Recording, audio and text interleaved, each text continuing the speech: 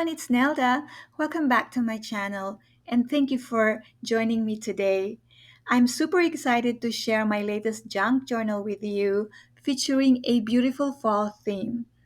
This journal measures 6.5 by 9.5 inches and contains over 140 pages inside. The cover is made from fabric, reinforced with stabilizer, and sewn around the edges for durability.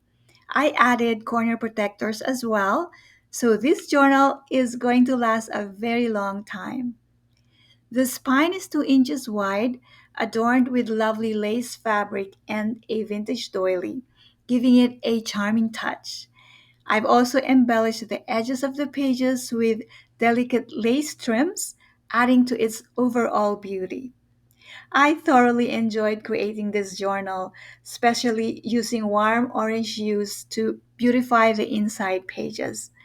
I incorporated elements from my fall digital kits last year and also included a few tags from sunflowers and doors.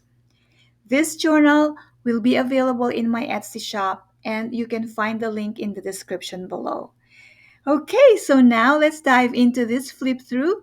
But I'd like to thank you first for all your support. I truly appreciate you. So please stay till the end of this video.